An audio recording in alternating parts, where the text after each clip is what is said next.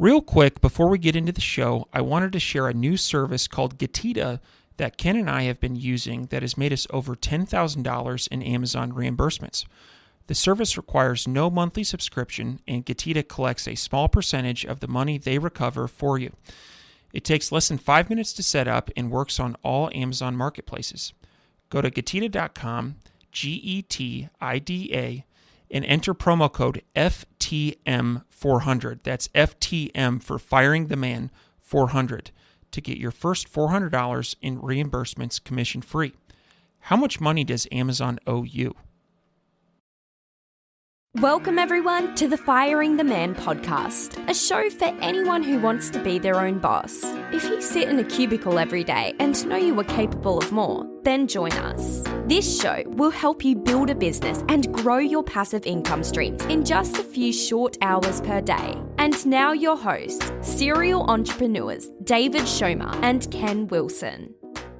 Welcome, everyone, to the Firing the Man podcast. On today's episode, we have the privilege to interview Deanne Gustafson. Deanne is an Amazon influencer and co-founder of Kombucha on Tap. Deanne is also a former news reporter / anchor turned full-time Amazon influencer. She also co-founded Kombucha on Tap in 2014 and has nearly a decade of experience growing this brand. We are excited to share Deanne's wealth of knowledge with you today. Welcome to the show, Deanne. Thanks for having me. Absolutely. So for those of our listeners that have not heard you speak, can you please share with them a little bit about your background and how you got to where you are today? Absolutely. So as you mentioned in my bio, I started as a TV news reporter and anchor. And so communications and storytelling is in my blood, and doing videos, that's like what lights me up. And I did TV news for many years. In 2008, I left that industry kind of when the economy started tanking. I just moved back to San Diego, where I'm from, and I was freelancing, and they basically let go of all freelancers. So I didn't really have a choice. I just kind of had to pivot. And I went to online news, but I actually found a lot more like life that I liked in online news. I was able to work remotely, which I loved. This was,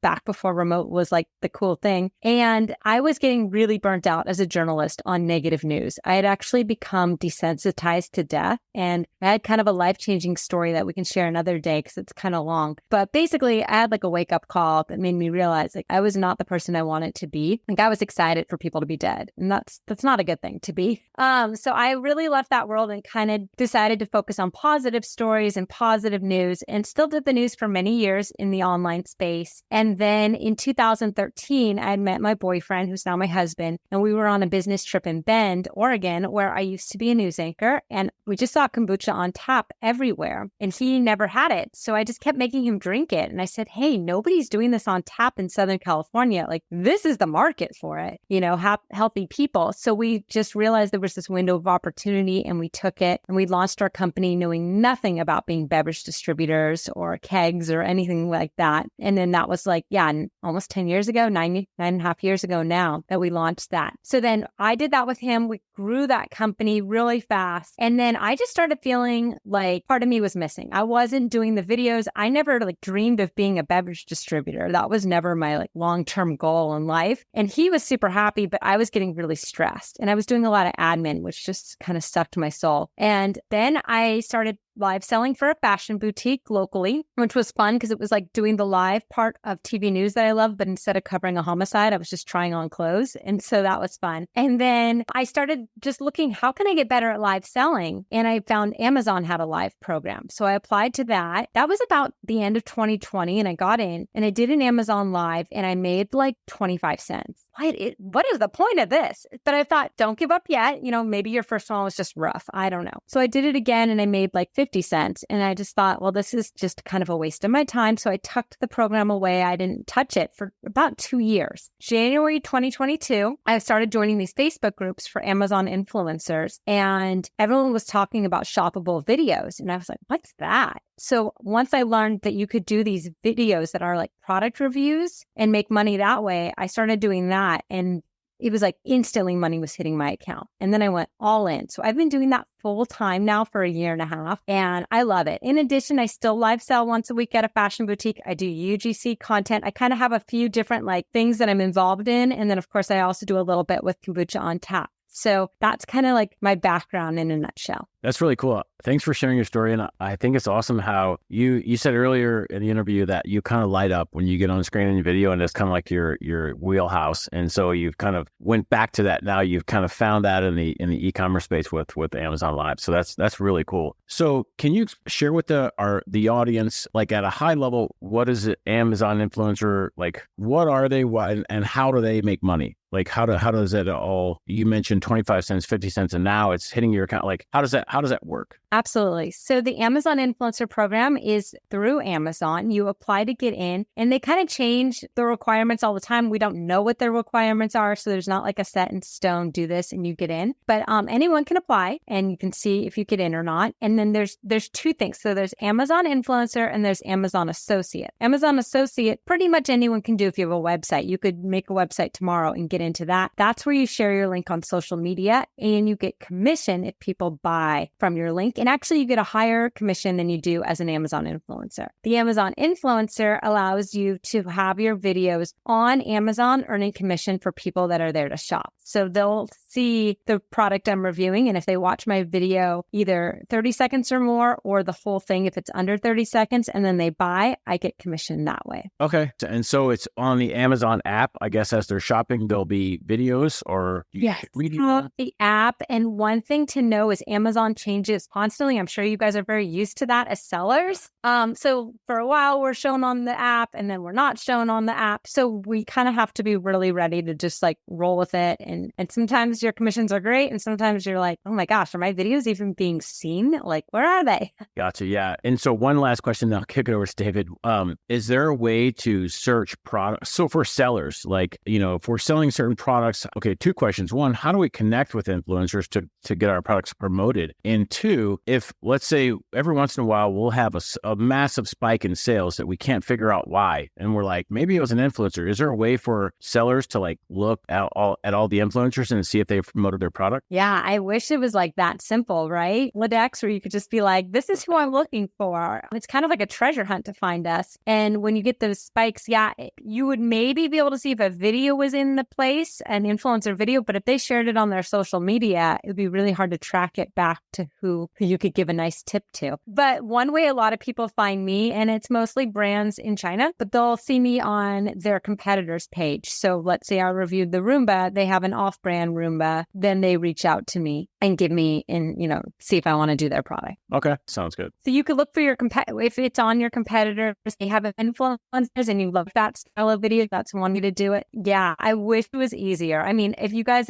have cool sellers, like feel free to reach out to me. I'm happy to. Awesome. Well, you're talking to most of our audience because a lot of our audience are cool sellers. So I would like to look at this from the perspective of the seller. How can brands partner with influencers and make money through the Amazon influencer program? Yeah, so you can definitely find different influencers that are in the program doing these videos. That's one way to do it. Connecting with them, usually on our storefront, it has all our social media. It usually has our email. So right in there, just send an email out. And then just know most of us do want to get paid for it. So a lot of times there's like, hey, we'll send you free product. But unless your product's like a really high-end product, or maybe someone's just starting out, they might take it for free. But our time is still spent like making the videos, editing the videos, posting it. So usually, the influencer will come back to you with a price that they have, and then you ship the product to the influencer. We can't buy it on Amazon because that would be against the rules. And that would kind of show your like selling, I guess, gets a boost or whatever. So, and we also cannot rate it. So we can't give it like a 5-star review or anything like that. That would get us in trouble. Okay. And from a seller's perspective, there's a one-time flat fee, which is negotiated between the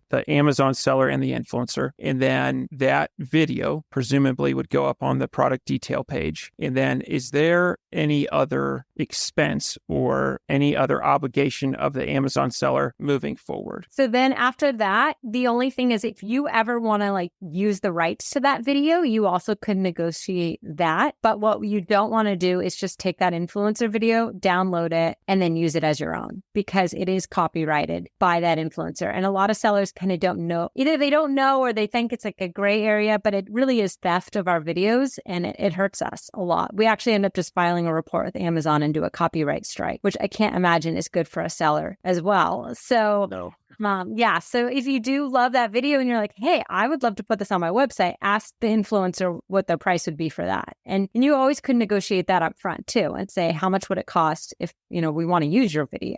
Okay, that's really helpful. And as you're looking through your offers, at what price point do you typically kind of move on? You had mentioned free product is, unless it's a really high-end product, probably not something you'd entertain. If someone is going into this, at what price point what is a fair offer? That's a great question. And again, it kind of depends on what you're looking for. If you just want like volume, you could offer like $30 to people and they'll take you up on it. But if you're looking for like really quality, you might want to go 50 to 100 or even more. I will usually do it. I don't want to like lowball myself.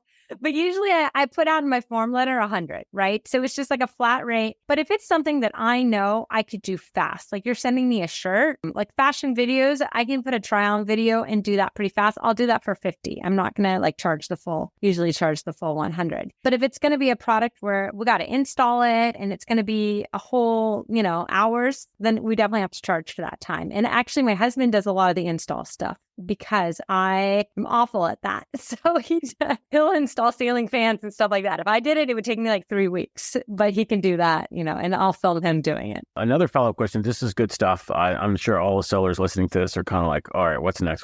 So it sounds like there's a range depending on how complicated the product is, how long it will take you. Your time is worth money, right? And so a follow-up question would be now two. One is the Amazon influencers, like on Amazon Associates, is commissions are the same? Does it translate over like as Amazon Associates? I think the commissions are between 3% and maybe 8 or 10%. Is it similar for the influencer or is it the same? It's a little lower on the influencer side. Okay, so a little lower. And then the follow-up question to that would be, if someone sends over, let's go with the t-shirt example. They send over a t-shirt. I don't know why you would want to launch a new t-shirt. There's a million of them. But let's say someone's launching a new t-shirt and they send it over to you.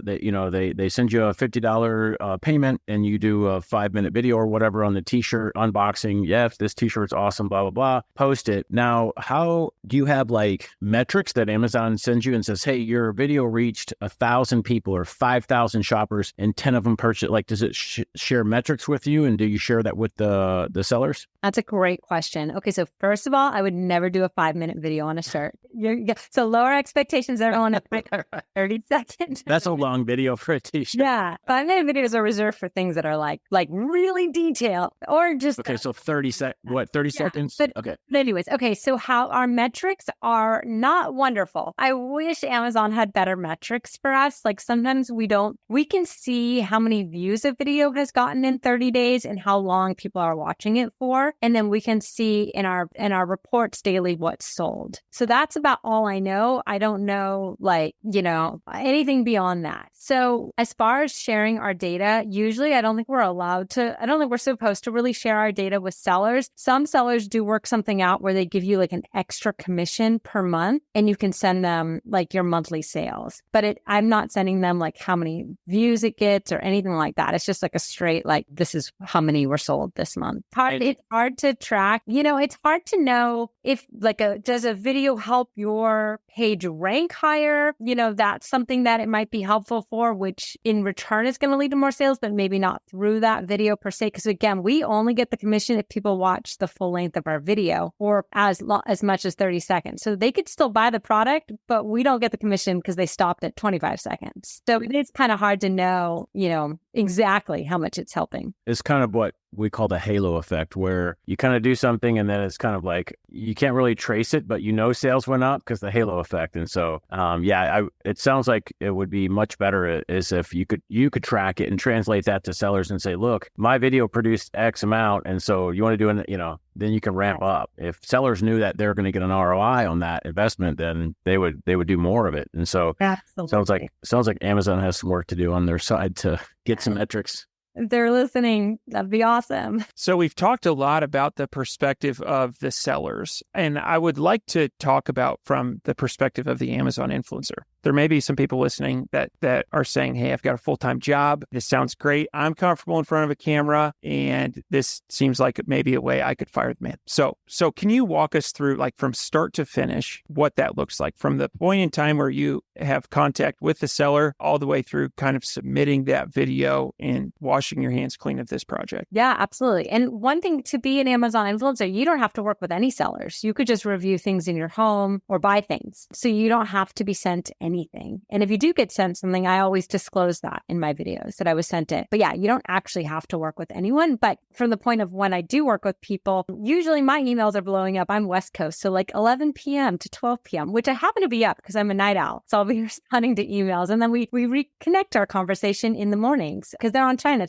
time frame. So it's a little bit interesting, the communication. And yeah, definitely some communication things. You know, you have to just be ready for that. Dear friend, you're going to get that a lot. And overall, it's been, I mean, I have people I work with like constantly. Like I really like them. I respect them. They're awesome. But I've also worked with some super shady like brokers that I don't know. I just like would cut ties with. I was like, this doesn't seem right. Like something seems off. So yeah, it's emailing back and forth. And then once you agree on a price, I usually try to get payment up front using PayPal. I just do that. If I've never worked with someone, for sure, I want my payment up front because I don't want them to ghost me, or I don't want to be like chasing them for $50 or $100. Like it's just not worth my time. And sometimes they'll say like, no, we only pay after you send the video. And it's like, okay, if they're like a reputable company, then I'm good with that. And then do the video. I usually give a time frame. If you're just starting out, try to make your time frame pretty quick turnaround. I have sometimes like 60 products I'm sitting on to do videos on. So I try to give myself like 2 to 3 weeks that I tell them the video will be up by. And then, yeah, I stick to that. So, and if something comes to me and it's like broken or not right, I let them know so that they can either send me a new one, or if it's just like a defective product,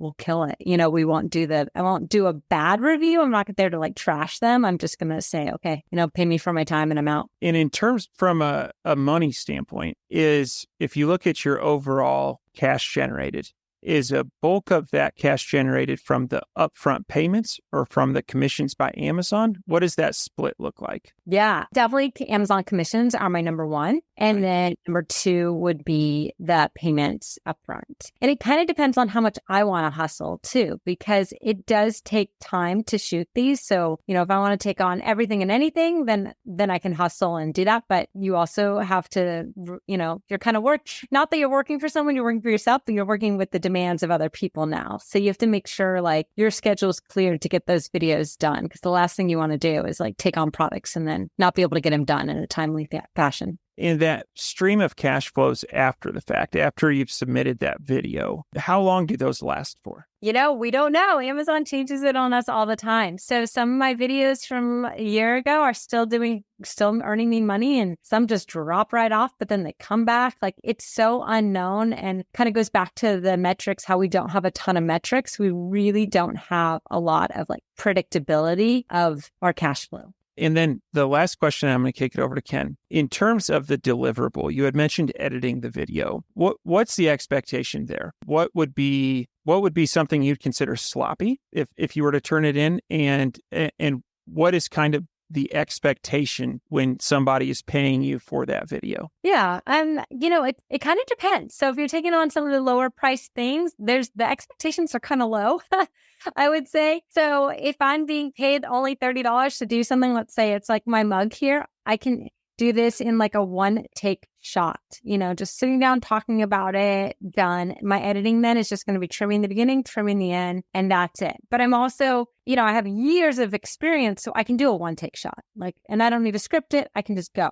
But if it's going to be a little more detailed, then yeah, we do multiple takes. I want to be showing all the features of a product, and I want to use the product too, right? So if I'm sent like an oven and I've never touched the oven, but I'm giving a review on it, I don't know, it just doesn't seem authentic. So I want to like use use it for maybe a week and be like, hey, we made pizza in this thing. It was the best pizza we've ever had, and be really truthful in that. So it depends. So there might be some edits, but it's not like a full stage production. I think most viewers don't really want that either. They just want it to feel like, they're talking to like a normal person that's used a product. And then when it's with my kids are in a lot of my videos. They're ages 4 and 5. So nothing is like planned or scripted. Like if I'm sent a toy, they're just playing with it super organically, like they're excited over it. I could hand them a box and they'd be like, they're just excited. But I'm filming it all. Those are my most edited videos because I'm not making them like act or do anything. And then I voice it over, or put the story together. Yeah, no, that sounds fun. That sounds like probably the most organic videos is having kiddos play with toys, and you never know what I babysat my niece and nephew over this weekend, and it was hilarious. My kids are older now. My niece and nephew are 7 and 9, and so kids do and say the most crazy things. So one last question on the influencer piece before we kind of move into e-commerce. Now, do you do Amazon Live? Like, are the influencers and Amazon Live, is that the same or is that different? Yeah. So as an influencer, you have the opportunity to do Amazon Live, and there's like levels of it. There's like a basic, an insider, and A-list. A-list is when you have over 2,000 subscribers to your Amazon page and you've made a certain amount of sales on your live. I'm not there yet. So I'm in the middle tier, the insider tier. And for a while, the Amazon lives were decent, but they seem like lately it's just been like the least amount of views and not kind of translating to good ROI. It's kind of sad because I love being live and I think there's a lot of opportunity there. But when you spend an hour doing it and you're like, oh, wow, like nobody watched, it's really deflating. And so some people do great in it, but I'm not there yet. I don't know. Okay. No, fair enough. And, if Amazon can't control the shopper's eyeballs for long, maybe they just don't want to do that. Or, I think this is like a theory. But what happened was a lot of people were getting into this influencer program that probably shouldn't be in it. And they were like just deteriorating the Amazon Live. They would just be live with like nothing going on for 24 hours a day. And like literally it'd be like them just sitting there. But they'd have expensive products in their carousel and just hoping people, I guess, like randomly click. And I think Amazon just got frustrated and was like, okay, we're just going to make it so that less people see it unless you're like vetted at the higher level. Right. Yeah, that makes sense because I think our attention span is 7 seconds now. If we don't see anything cool in 7 seconds, we're off to the next thing. It's like TikTok and YouTube Short. It's like, so nobody wants to sit and look at someone sitting there still. So that makes sense. Cool. So I'd like to pivot into brand building and e-commerce a bit. You had been involved, co-founded Kombucha on Tap for almost the last 10 years. Can you share the top 3 lessons learned, and they could be good or bad, from co-founding all the way to where you are today? Oh man, so many lessons. Top 3. Okay. 1 is just start. We always have this motto instead of ready, aim, fire, just ready, fire, aim. Like just do it and then like perfect it as you go, because otherwise you're never going to get started. So that was like our number 1 motto. And I think that made such a difference in like our growth in the company. 2, find something that has a high demand and not a lot of people doing it yet. I think that was like a secret sauce for us, was that we found like an opportunity that had a demand and nobody was being able to fulfill it at the time we started. We, of course, got competition like within a couple of years, but we were a little bit ahead of the game in that sense. And then, with that, don't be afraid to keep pivoting. Like what's your high might not be the high forever. So we started with kombucha. We brought on cold brew coffee. Sometimes our coffee sales are higher than our kombucha sales. So, always be looking for like, what's the next thing? What else do you need to add or take out of your business? And then my third one is, don't always work with your spouse. We're super happily married, but I think that's like a big reason I took a step back of our company, and it just started affecting our marriage. And I don't know, like we wouldn't fight as a couple, but we would fight as business partners. And I didn't love that. And so I think like it's really difficult to have those boundaries. And we didn't have kids when we launched it. So like we would work around the clock on our company, like get to bed at night and like still working. And it would be really hard to turn off like, okay, you're not my business partner now, you're my husband. Like that is such a hard switch. But I will say as a positive, and to this day, it's a positive. If he has to go like over to our warehouse and he's there till 1 a.m, 2 a.m, I know he's like legit legit working, and I would have thought he was cheating on me. Like 100%, I would have thought he had like a second family because of how much time he puts in. That's the truth of being an entrepreneur, is like, it is hard work. It's long hours when you're starting a business and have a business. Absolutely. So those were really, really great. I want to recap those before I pass over to David for the next one. And so ready, fire, aim. So don't be afraid to just get something out the door and refine it later. Do not go into business with your partner, or if you do, have some really good ground rules and everything there. And then the third one was, don't be afraid to pivot and add new ideas and innovation into the business. It sounds like you started with kombucha and then you brought in coffee, cold brew coffees. And so that's awesome. So I would like to dive into identifying the trend. And as I think, and keep in mind, I'm here in Missouri, and it seems like trends generally start on the coast and then make their way to Missouri. To me, kombucha in 2014 was not cool yet. I probably first heard of kombucha in 2018 or 19. Is that right? Yeah, that's about right. When we started our company, it was a lot of educating. Like, we would go to restaurants and trying to get them to put kombucha on tap. And half the time they wouldn't know what it was. And the managers were like, I don't think so. But then their waiter or staff would be like, oh my gosh, I'm obsessed with kombucha. You have to get this. And so it was almost like they were our cheerleaders, but so many people, it was just educating them like, well, there's health benefits. And then by the time it was about 2018, we didn't have to educate anyone. We would just, if you didn't know what kombucha was by that point, it probably wasn't a fit for your restaurant. Like, you probably weren't like the organic, farm to table style eating. But yeah, it's definitely, we were a little bit ahead of the trend. Which is awesome. And I want to dig into that a little bit, because I think you hear people talk about like they got in at the ground level, like they were an early adopter. They were before the trend. So if we can go back to 2014, what allowed you to kind of see the future of this? Was it a gut feeling? Was it based on data? Was it based on just personal experience with kombucha? What was it? And the goal here is to try to coach our listeners on how to identify these things and get in at the ground level. Yeah. Well, I think one thing that was big is like, find something people are obsessed with, right? So I was obsessed with kombucha. I was drinking in bottles and paying $4 to $5 each bottle and drinking like 2 a day. So this was like 2013 timeframe. And I wasn't alone in that obsession. A lot of people were doing that, but still a lot of people didn't know what kombucha was. So it was something that I personally loved. Now, again, my husband, when he first tried it, he wasn't even blown away by it. He just kind of liked it. He could never say it right. He called it kombucha for like half a year.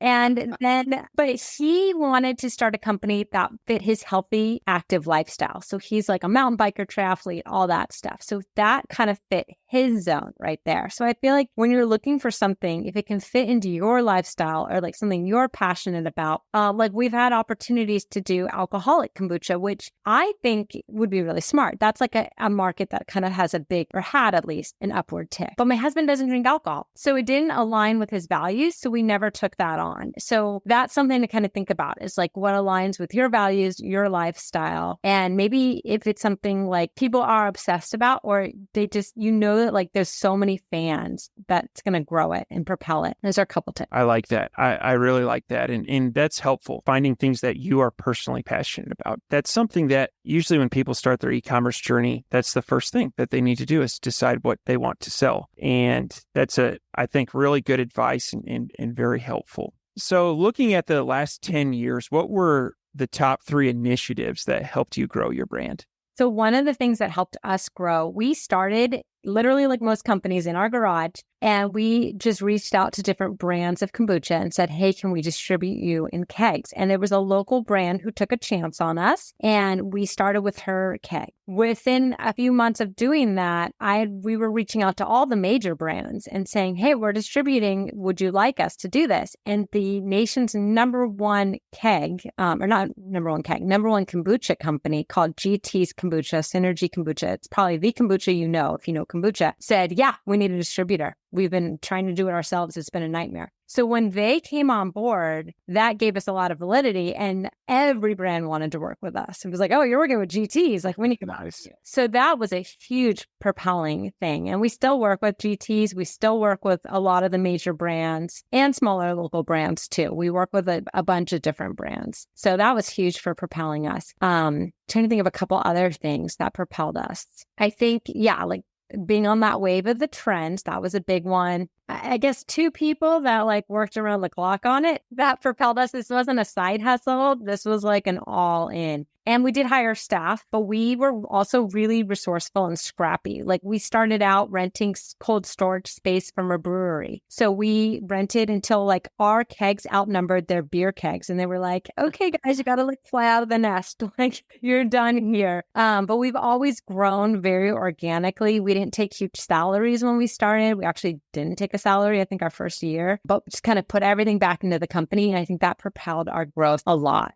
That's huge. So we run all of our guests into the fire round. Is there anything else we want to cover before we get into the fire round? Anything we missed out on? I think that's good. I do have one thing that I do want to ask. If people are interested in working with you through the influencer program, what would be the best way to get a hold of you? Yeah, absolutely. I love that. So I do one-on-one coachings. So people are either struggling to, once they're in, to get to the next step where they're actually making money in it. I'm really good at helping people kind of break to that next level. So yeah, I'm happy to entertain that. Or if you just have a random question, you always can reach out to me. I'm on social media. That's probably like the easiest. Or you could just, in the link, you have a link to my Amazon storefront. From there, you'll see all my social media and my email. Just reach out. All right, let's get into the fire round. All right, Deanne, are you ready? I'm ready. Let's do it. Ready, fire, me. Awesome. What is your favorite book? Okay, so my favorite book is one called Just Mercy. Have you heard this book? Okay, so it's by an author named Brian Stevenson, and they made a movie out of it, actually. So if you don't have time to read it, go watch the movie. But it's like life-changing. It's about, it's a real story of a guy who went to an Ivy League school. He's Black, and he moved to the Deep South to help people that are incarcerated on death row that are wrongly accused. And it is like eye-opening, life-changing about the criminal justice system, things I knew nothing about. I lived in the Deep South as a reporter, and I knew nothing about this stuff. So I used to be very, not to get political, but I used to be like, oh, why would, death penalty, of course. Like, why are we warehousing people that did these horrific crimes? But now I'm like total opposite, because there's so many people that are wrongly accused, like actually wrongly accused, that live like 30 years on death row and then they just get released. It's crazy. So his book is really eye-opening about just race in America and a lot of things. So I loved it. I definitely recommend it. Okay, awesome. That sounds good. What are your hobbies? Okay, my hobbies include sleep. No, I'm just kidding. But really, like, one of my things, this is funny. We did a date night last night, my husband and I, and we go to this like massage place that has like I don't know if they have these where you guys live, but they have like where it's like a common room. And so you get like a cheap massage, but they're awesome. So like, I was like, gosh, I could do this every day of my life. So I feel like self-care massages, like that is a hobby of mine. Like I will go get pampered any day. And then as far as like sports go, there's only one I do well, and that's skiing. And then I guess just like, I don't know, I don't think being a mom's a hobby, but family time, seeing my friends, I'm big on that. But I don't have like per se hobbies. No, I definitely think that qualifies as a hobby, right? You're enjoying it and you like it and it brings happiness. So next one, what is one thing that you do not miss about working for the man or the woman? So I go back to my TV news days there, because then I was in the office and all that. And the first thing that came to mind was like just the cattiness. You guys probably have never dealt with that in your life, but as a female, like in the wrong office environment, it can be really toxic and catty and like awful. And I had to deal with that, especially in the news industry. Just like people that would like throw you under the bus at any given moment to get ahead in their career. So there was a lot of that. And I mean, it's so hard because I've worked like for myself for so long. I can't imagine like going back to like an office. Like I love every day can be different. Like I can like sit in my pajamas as long as I want, and have my coffee by the pool and just like do my thing. But I also will work in the evening. So it's really like on your own terms. So I don't miss like a whole 9 to 5. Even like, I think it's like, it wasn't for me when I look back on it. So don't miss the cattiness. I don't miss the micromanaging. I don't miss the a lot of the negativity. Yeah, all that. You don't have to deal with that when you find out. No regrets then, huh? Oh, no regrets. Awesome. Last one. What do you think sets apart successful entrepreneurs from those who give up, fail, or never get started? Got to have ambition. You got to have drive, and you got to really want it, because it's not for the weak. And there's some people I think that are out there for quick money, fast grab. It's not. I think they fail in the end because it's not like that. Yes, you can get in at the right time, but you still got to work at it. And being an entrepreneur, it takes a certain personality to keep going when it feels like everything's on fire around you and you're just putting out, we joke about that all the time. We're like, oh, being an entrepreneur is being a firefighter. You're literally just putting out fires all day some days. And that can be tough. And when it's good, it's good. But when it's bad, you got to make sure it's your life, are you going to have groceries that week? So it's good to be, diversified, all that stuff. Awesome. Excellent answers. All right, Deanne, I want to thank you for being a guest on the Firing the Man podcast. To our listeners, we're going to post links in our show notes if you're interested in working with Deanne on any of the influencer marketing programs that we talked about today. And thank you. Yeah. And if you guys, no pressure to work with me, but one thing I would love, if you go to my Amazon storefront, hit the follow button, because you may help me reach that A-list level and then my lives will actually be seen. So I would love that. Absolutely. We'd be happy to do that. And we encourage our audience to do the same. So thank you for being a guest and looking forward to staying in touch. Before you go, we wanted to share a new service that Ken and I have been using called Getita that has made us over $10,000 in Amazon reimbursements. The service requires no monthly subscription, and Getita collects a small percentage of the money they recover for you. It takes less than 5 minutes to set up and works on all Amazon marketplaces. Go to Getita.com, Getida.com, and enter promo code FTM400. That's FTM for Firing the Man 400 to get your first $400 in reimbursements commission free. How much money does Amazon owe you?